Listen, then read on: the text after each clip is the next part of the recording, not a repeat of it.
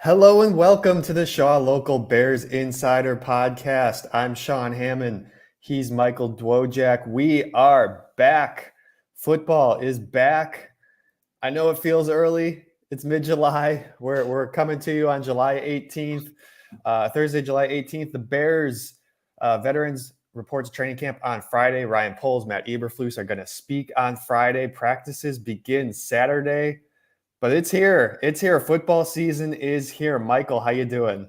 Good, good. I feel like it's like a fun but sad day. I feel like today feels like the last day of summer where you're kind of like, oh, I have to go back to school tomorrow. So at that point, obviously, it's a little sad, but it's also exciting because for all the since January talking about coaches and Caleb, the whole Caleb Justin Fields saga, the training camp or the mini camps and all that kind of stuff, seeing what Justin's doing. It feels like we're finally here to a point where we're actually going to see some meaningful stuff. Not that it wasn't meaningful before, but I feel like training camp is when you really start to see some, real hitting, some real stuff. And I think that kind of gets you excited for, the season's not too far away at this point. The season is not too far away. We are, embarking on training camp, of course, as we mentioned. The first preseason game, August 1st, is coming up real quick, the Hall of Fame game, although we don't necessarily expect the Bears to have a lot of starters playing in that game right away.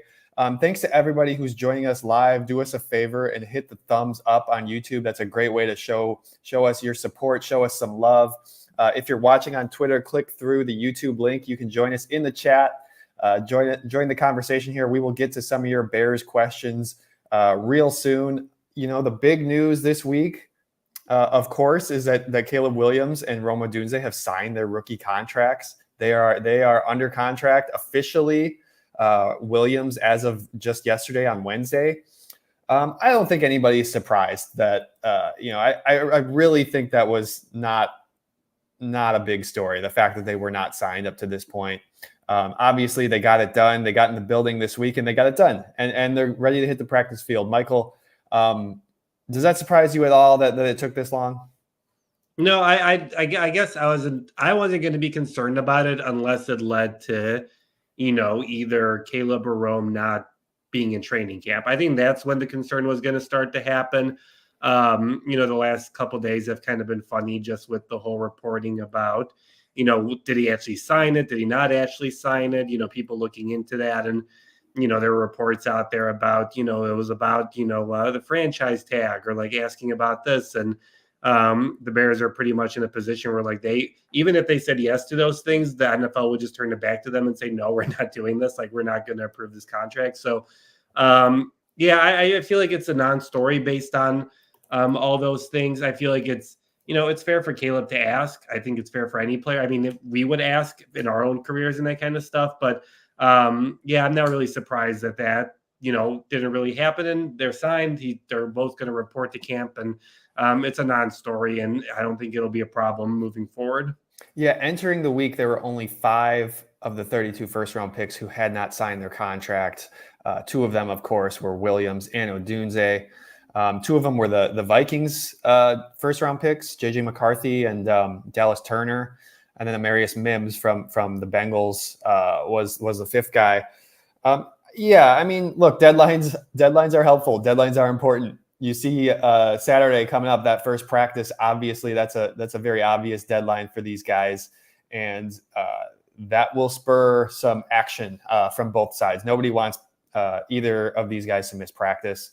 And, they might, there's various reasons for dragging it out, but at the end of the day, these rookies can't get any more money. They were drafted at certain slots. That's what they're going to be paid. That's been collectively bargains. That's been in the CBA for over a decade. And there's not much they can do about that.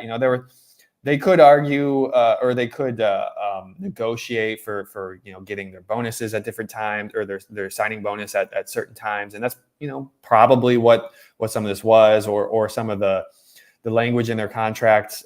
With Roquan Smith a couple of years ago, it was, he didn't like that he could void his game day check for getting ejected with they had that new helmet rule. And so things like that you can argue, you can debate about, but at the end of the day, you're going to make what your draft position tells you were going to make. And man, having a quarterback on a rookie contract is just so valuable.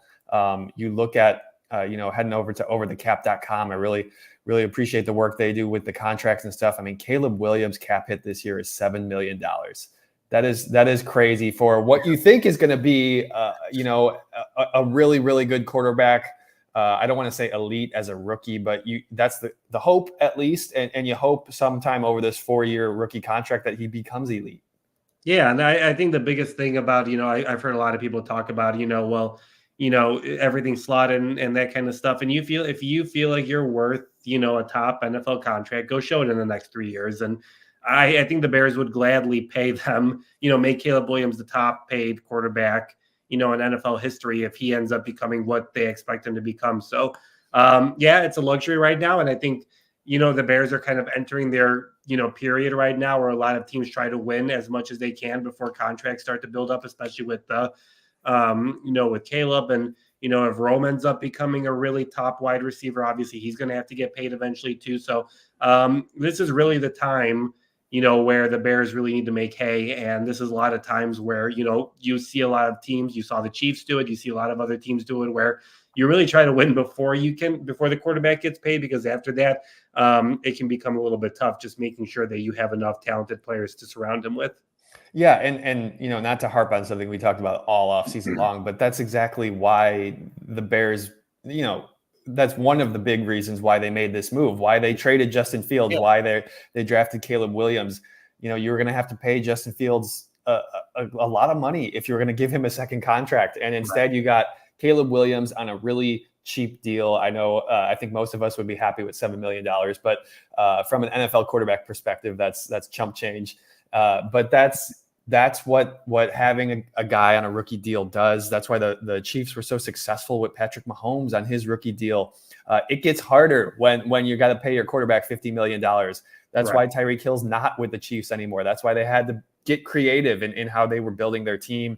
So both these guys are on their deals. We expect them to show up for camp. The one maybe bit of news that we saw was that Karana Magaji, the rookie tackle, is going on the non-football injury list. Still dealing with that injury from last year. I think I wouldn't be concerned over the non-football designation. I think that's more a technicality because, he wasn't hurt as an NFL player.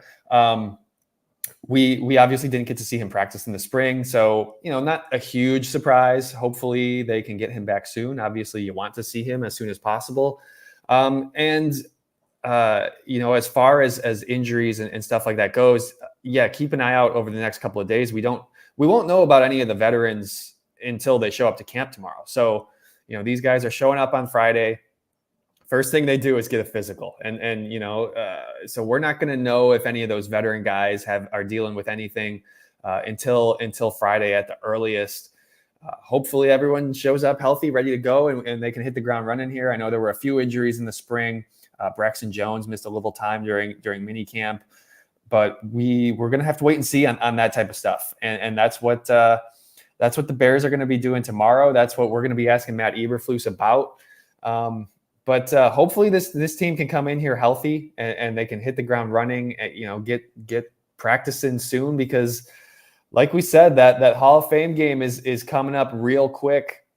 Michael, what, you look at this 6-week stretch here. We got training camp. Obviously there's a bunch of preseason games. What do you want to see from Caleb Williams in this first training camp of his? Like, what's going to tell you that things are trending in the right direction? I feel like I want to see more of what we kind of saw at the end of minicamp, those impressive throws that we saw to, Rome Odunze in the corner and DJ Moore up the middle. Listen, he's going to make mistakes. There are going to be interceptions thrown. There are going to be incompletions. That's just a part of being a rookie quarterback in training camp. And that's going to happen, honestly, for the first few months of the season and honestly for the first year. It's just, he's going to be getting used to the NFL level. And, mini camp is, kind of an introduction where they're just starting to get like base concepts in. They're trying to get base, stuff in. Now in training camp is when you're really getting into the plays. You're starting to incorporate different stuff. You're starting to put stuff in, and, there's going to be mistakes. But I think the biggest thing, And I feel like this is such a, cliche answer, but it really is just seeing the progress from the beginning to the end and just kind of seeing him make, fewer mistakes throughout camp where he's learning from, going against one of the top defenses in the country. And you're going against, some really elite players.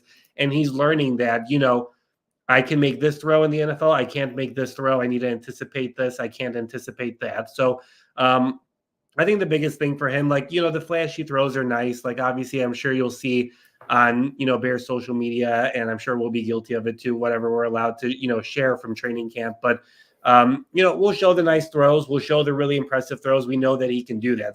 That's why he was the number 1 overall pick. But I think the most important thing for Bears fans to kind of look at is he making that growth? Is he learning?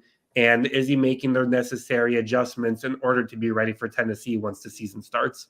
Yeah, and we saw a little bit of that in the spring. Yeah. To a smaller extent, and it's going to be fun, especially once they get the pads on. There's a ramp up period here where they're not going to be doing a whole lot of physical stuff the first 4 or 5 days. I forget what it is exactly.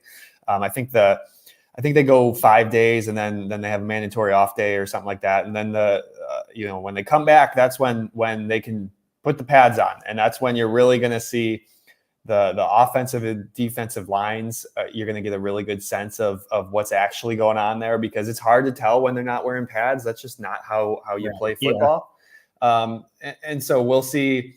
It'll have an effect on the entire game. You can actually get I remember every single year David Montgomery would talk about that you can't really work on the running game until you have the pads on. It's just not the same. And so we'll get to see DeAndre Swift in his element once they have the pads on.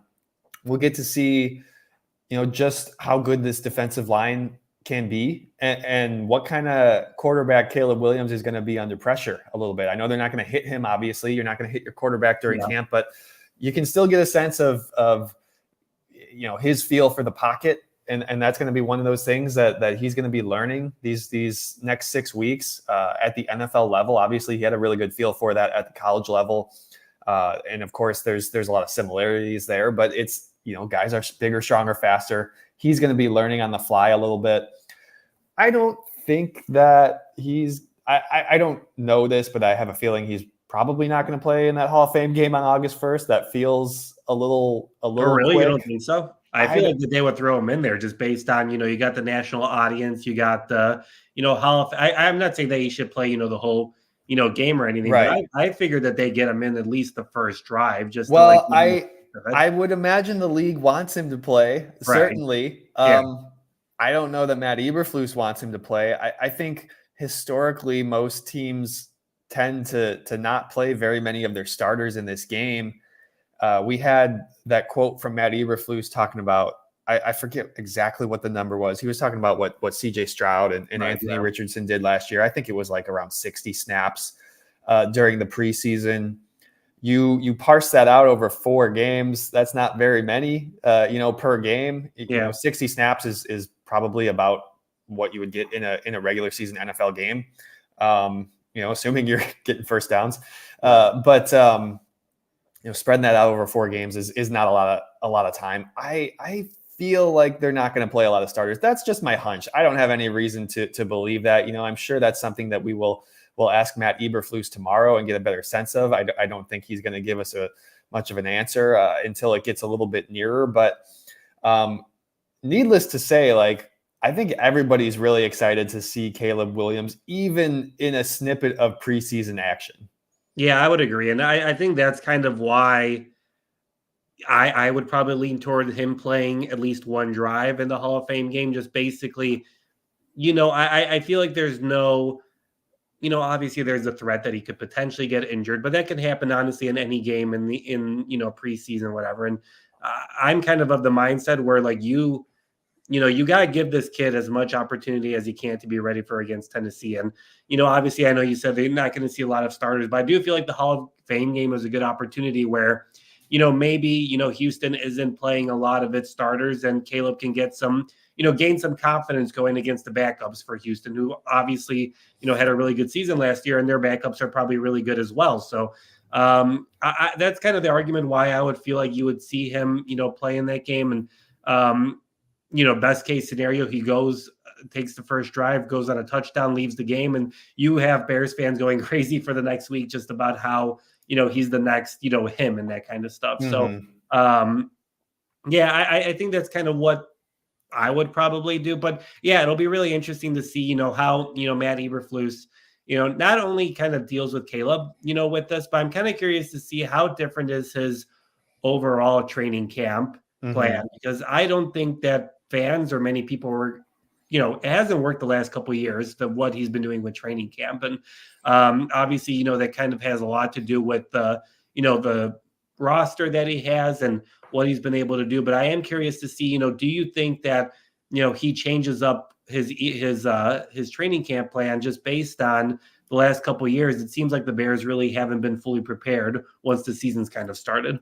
Yeah, obviously they got off to a horrendous start last year. Yeah. And since I've been covering the Bears, and this goes for the Matt Nagy years, this goes for the Matt Eberflus years. If anybody has anything remotely resembling an injury, they are sitting out practice. I remember there's been times where there's been like 20 guys over there on your 90-man roster just working on the stationary bikes, and right.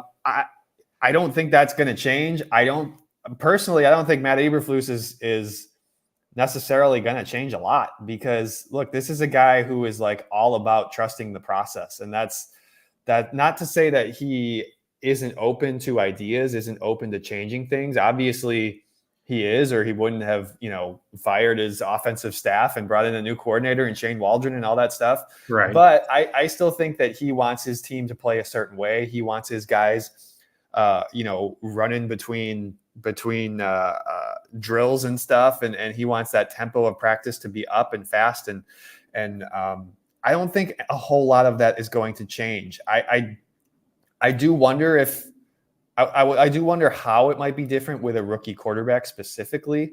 Are they implementing things as quickly as they want to or have done in the past? Is Caleb picking it up faster or slower than Justin Fields did last year in his second year in the system?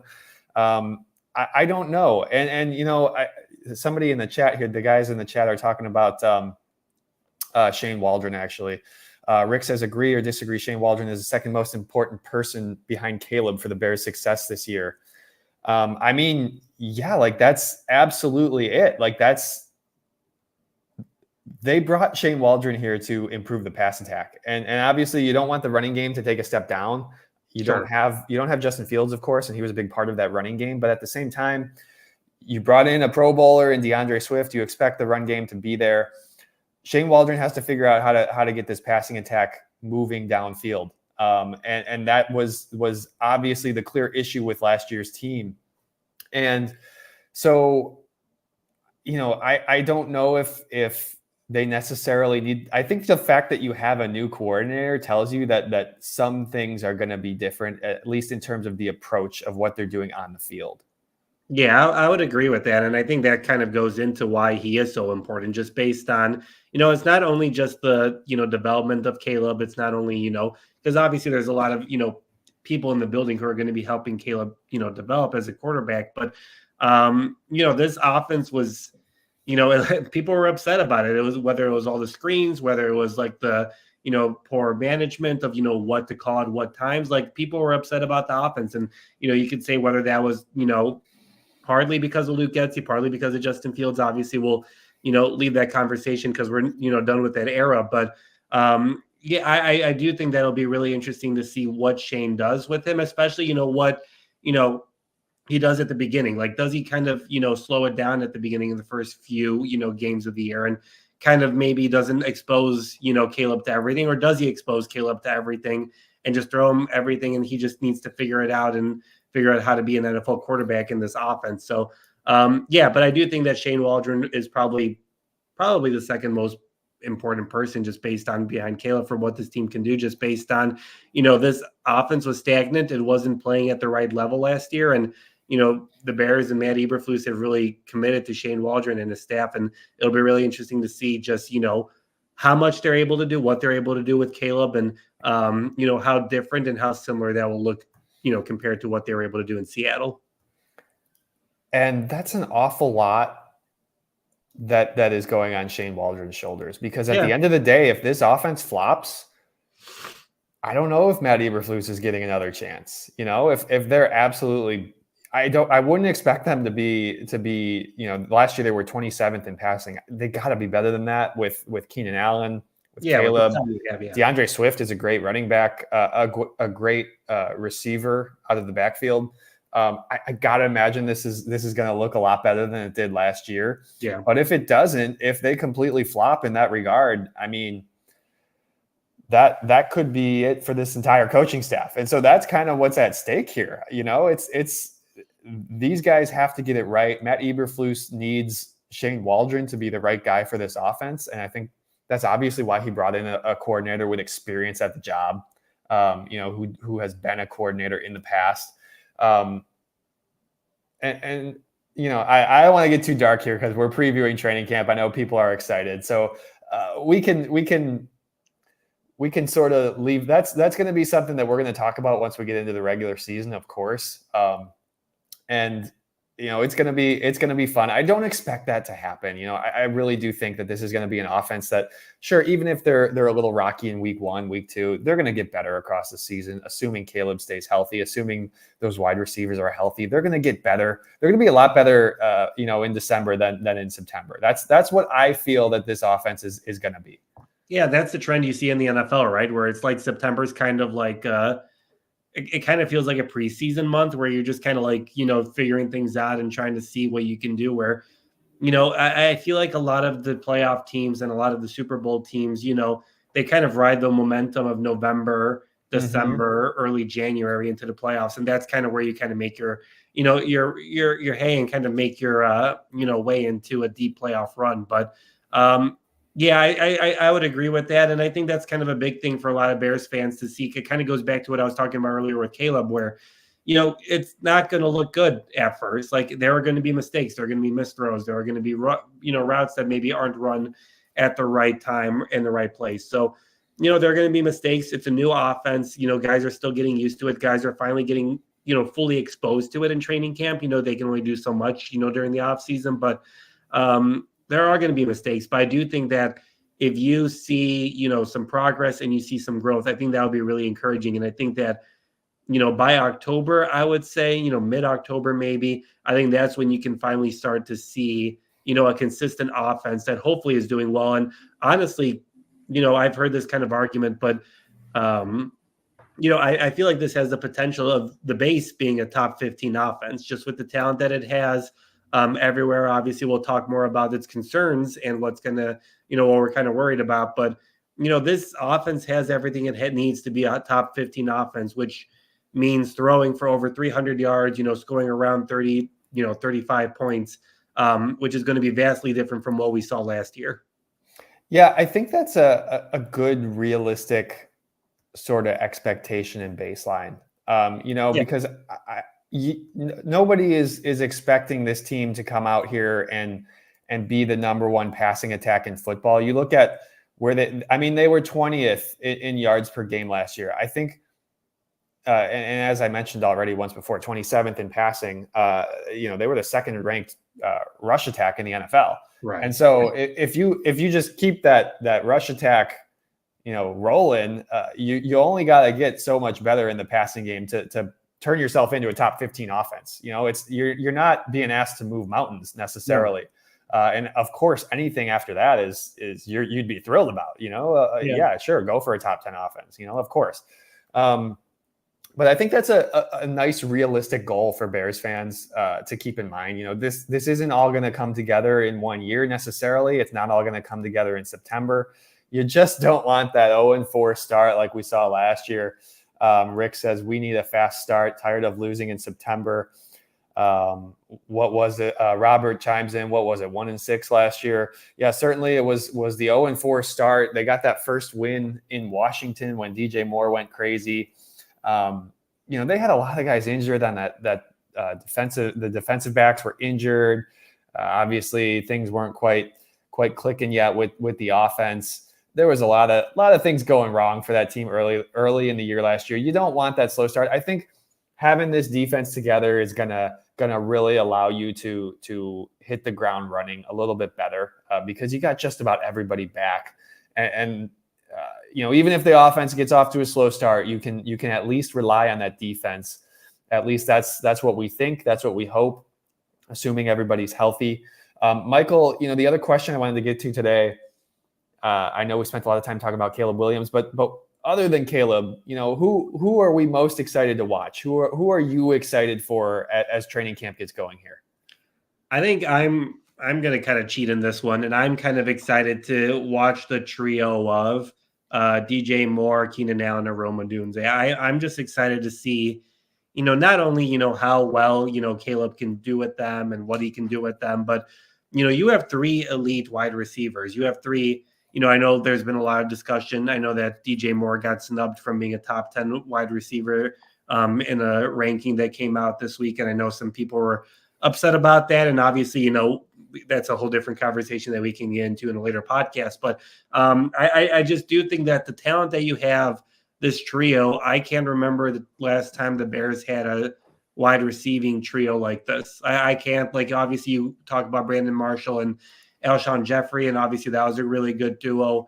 But the trio, even just watching mini camp, watching them do the, individualized wide receiver drill where they're moving their feet quickly and that kind of stuff. And they're just so impressive to watch because you just see how athletically gifted they are. And I'm really excited to see them do it, especially in pads against this defense, and kind of see, Keenan Allen, just do something that kind of maybe towards the Bears defense or does something that they don't really expect them to do. So I'm really excited to see how that trio does, for different reasons, but mostly just because of how athletically gifted they are. And it's really fun to watch guys who are, near the top of their craft. And I think all three of them are, have the potential to be, three of the best wide receivers in the league.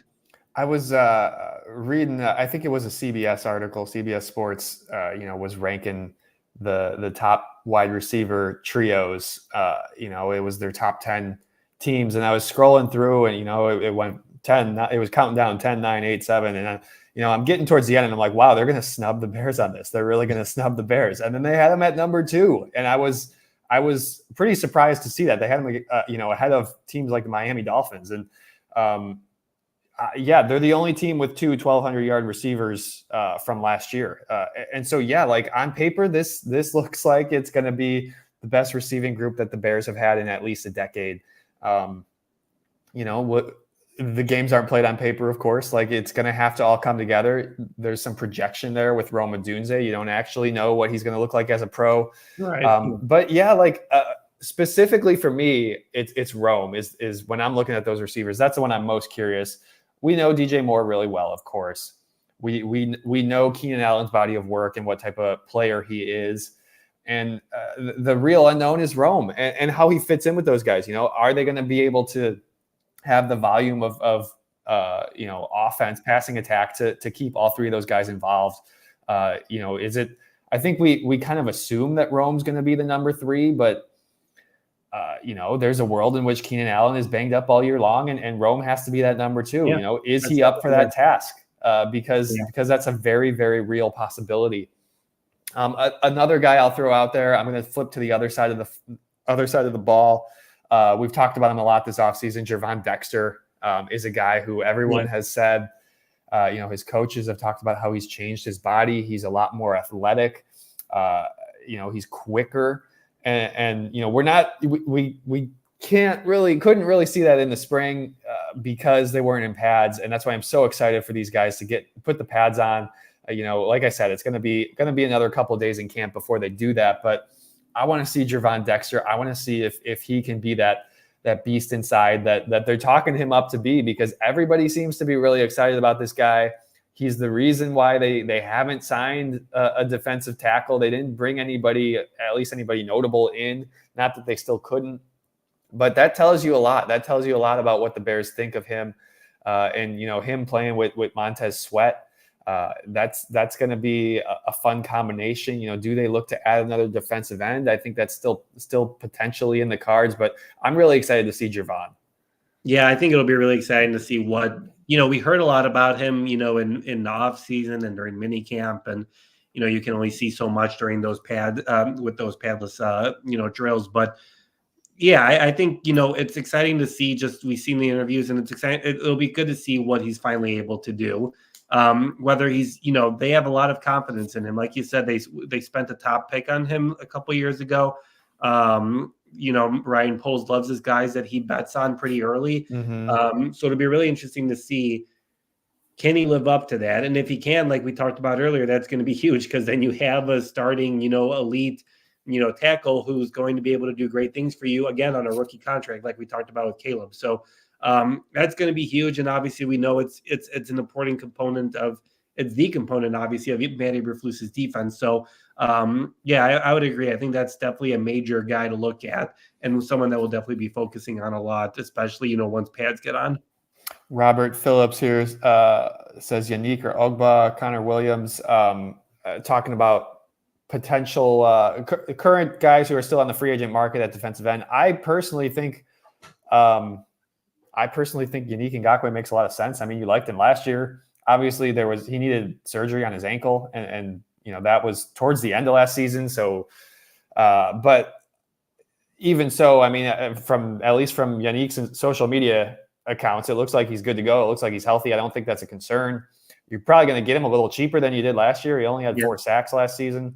I think that could make a lot of sense. You want to bring in a guy who already knows the system, who's already played with Montez Sweat. They played really well together when they were both on the field together. To me, that would be the move, unless there's anybody out there who's available in a trade. You look at obviously we're getting to mid-July. Like, you look at the free agent list. Yeah, there's guys, but you're kind of picking guys off the scrap heap, so to speak. And so I would go with the guy that and the guy that you trusted last year. I don't see why that wouldn't work unless it's just a money thing. Yeah, and I was going to ask you, Sean, do you think Yannick, is that enough, I guess, just for this year? Obviously, they have Booker. They want to see how he develops and that kind of stuff. But do you feel like that's enough to make a difference and for this defense to take its next step? Or do you feel like in the middle of the year, Bears fans might look back and say, well, why didn't we upgrade this position? Like, our defense could have taken another level, and maybe the Bears could have been doing much better than they are right now. Like, I guess I'm curious to see whether you think that, this doing it this way was the right decision, or whether they should have been more committed to, getting maybe a higher end, defensive end to go opposite of Montez Sweat. I think that I personally, I mean, yes, you want to, obviously, if there's a Pro Bowl guy out there, you're going to swing for the fences. I don't know that there is. I don't know that there's one available on the trade market. I honestly think Yannick and Montez Sweat played really, really well together when they were both on the field. And it's maybe not reflected in Yannick's stat line.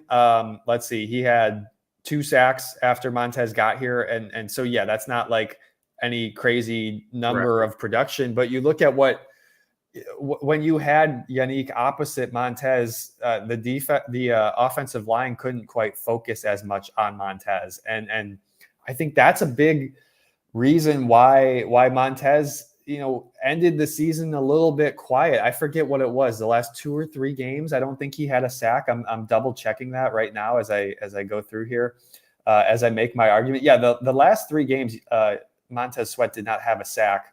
And I think Yannick's injury is probably a big reason why, because even if it's not necessarily reflected in Yannick's stat line, I think those guys played really well together, and offensive lines were still obviously really concerned about him.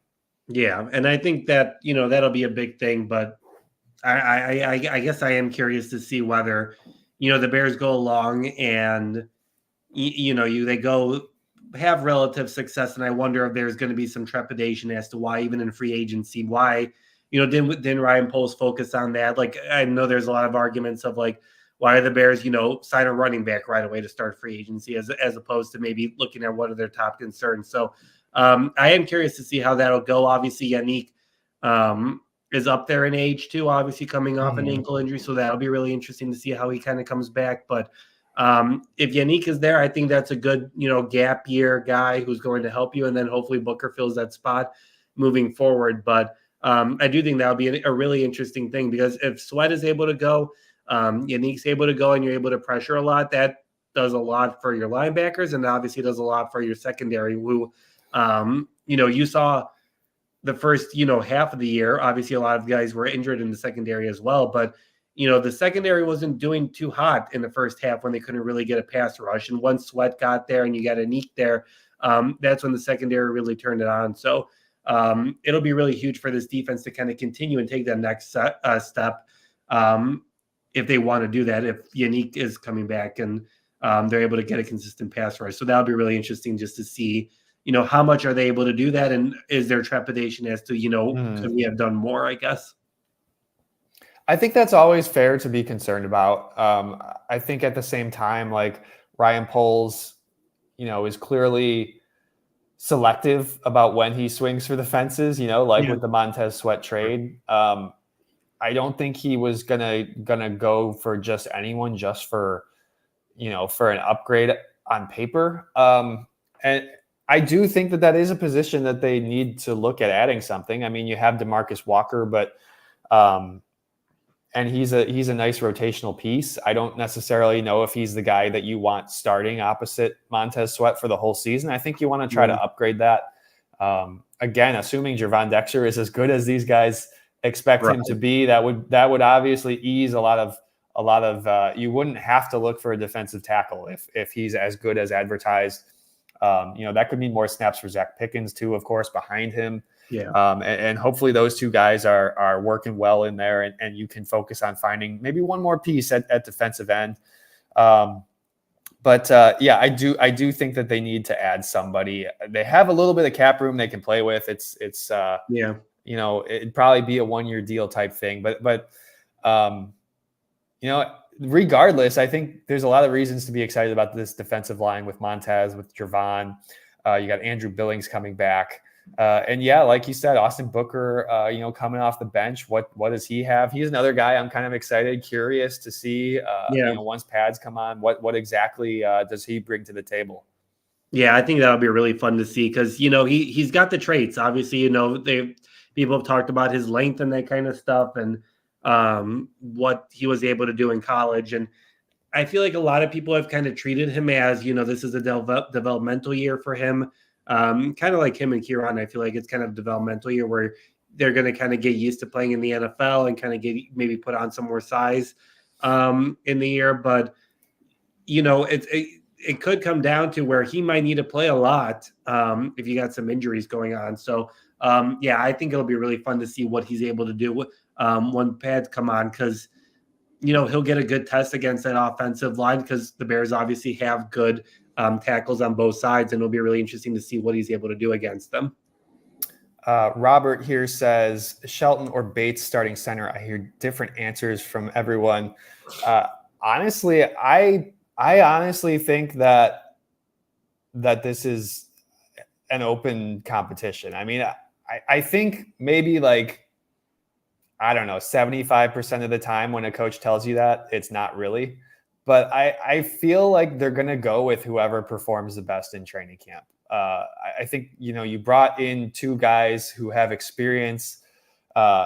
Shelton has more starting experience at center. Bates has experience all over the interior of the offensive line. And he's a guy that Ryan Poles has liked for a number of years now.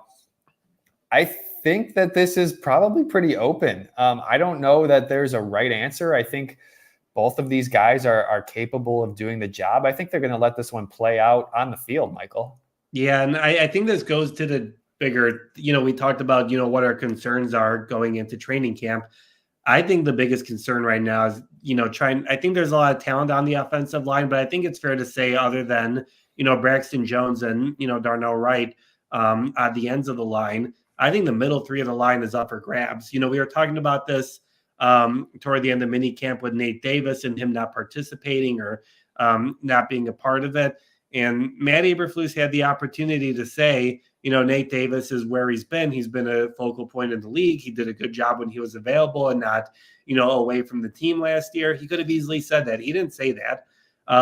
So I think I think for those three spots, I think Tevin Jenkins obviously fits in But I think the Bears aren't afraid to move him to the left side or the right side. So it's pretty much an open competition to see how you fill those 3 spots and which 3 guys kind of go pretty well with Wright and Jones on the ends.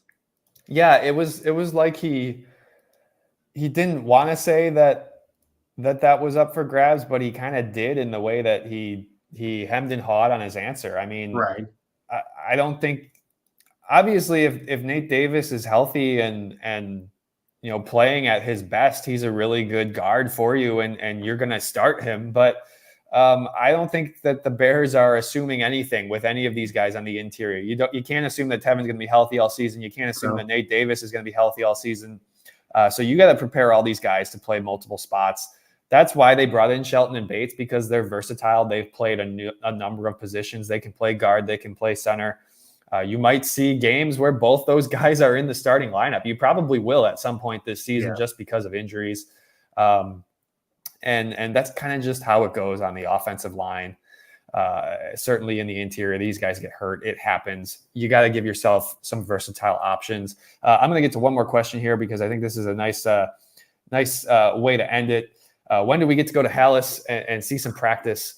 So like I said at the top, Ryan Poles is talking tomorrow, Friday. That's when the veteran players will report. That's July 19th. We'll talk to some of the veteran players as well. They'll be doing their physicals. They'll be doing, getting up to speed off the field. There's no practice on Friday. They begin practice the following day, July 20th, on Saturday. That'll be our first look. They will not be in pads. They'll do a handful of practices with no pads, and then they'll have a day off. And then I think it's July 26th, I think, is when the earliest time when they can start putting the pads on. So yeah, we're getting going. It's here, Michael. We're going to see what this Bears team looks like. It feels like we've been talking about the 2024 Bears for ages. Yeah. And I feel like, it's kind of been the topic where, all the other teams in Chicago are pretty bad right now. So it's kind of easy for, obviously it's a Bears town in general, but like, when you have the number 1 overall pick, you draft Caleb Williams, and all the other teams are just, garbage at this point. Like, you just kind of only want to focus on the Bears and want to focus on the promise, because at this point, the Bears are the most promising team, in the city right now. So it'll be really interesting to see. And I know before we say goodbye, you wanted to talk a little bit about Hard Knocks. I'm very curious to see this team kind of get the national spotlight. It's been really interesting to watch. I don't know how much you've watched of the New York Giants version of Hard Knocks over the offseason, but if they are as open, if the Bears are as open as the Giants were during this process, I think it can be really fun and really interesting for Bears fans to really get a good insight into not only what training camp is going to be like, and kind of watching how these guys are progressing and growing, and how Caleb is getting used to the NFL, but give fans an opportunity to learn more about their favorite team.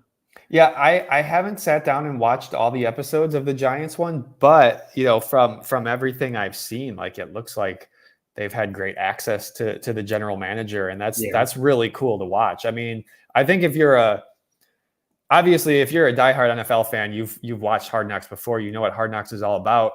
I think the offseason version is super unique, and I think that's exactly like those diehard football fans. There's a lot of people who are very curious about how these guys go about building their teams. You're talking about a 53-man roster. That's a lot of moving parts. I think seeing the behind the scenes on the GM stuff, I think the conversations about Saquon Barkley and just how much goes on behind the scenes when you're talking about a guy potentially re-signing with you versus going to one of your rivals. I mean, that's so fascinating. Yeah. It's fascinating to see the clips. I've seen some clips on social media where they got maybe 4 or 5 guys in the room, and they're just kind of having a chatting about whether it's Daniel Jones or Saquon or whatever. Like, those moments are just so interesting to me. I definitely want to go back and watch. Like I said, I haven't watched every episode, but I want to go back and watch all of that, because that looks really fascinating. Yeah, it's very cool. And it's also, I feel like, a good template for what the Bears, I don't feel like there's been any negatives to it. Obviously, the whole Saquon Barkley, how that kind of unfolded. I'm sure some, Giants fans are a little upset about maybe how that was kind of handled, and, whether he should have been brought back and that kind of stuff. But for the most part, it's all been positive, and I think that's a good, for how hesitant the Bears have been to doing this for so long, for various reasons.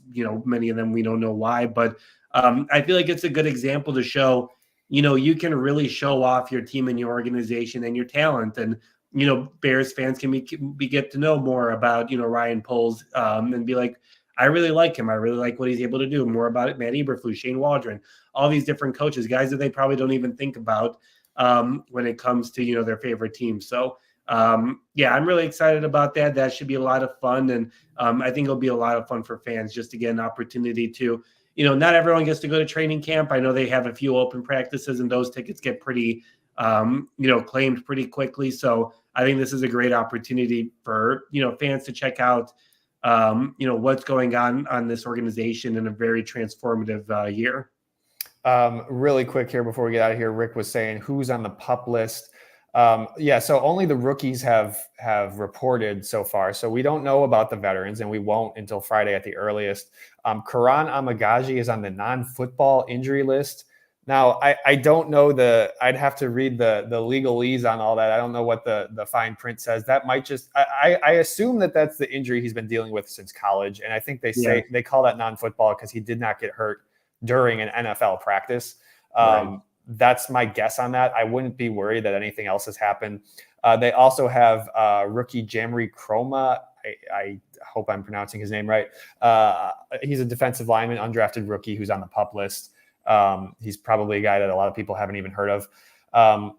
And so, yeah, we'll learn more about the veterans in the coming days. Hopefully there's no major things. Like we said, Braxton Jones left minicamp with an injury.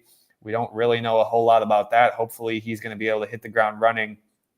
We don't know about Nate Davis. There were a couple other guys who had some what we were led to believe were minor injuries, but we'll find that all out in the next couple of days with the veterans. They report on Friday. They'll get their physicals and all that stuff. All right, we got to get out of here. Once again, thank you guys for joining the show, for joining the conversation. Hit the thumbs up on YouTube. That's a great way to support the show.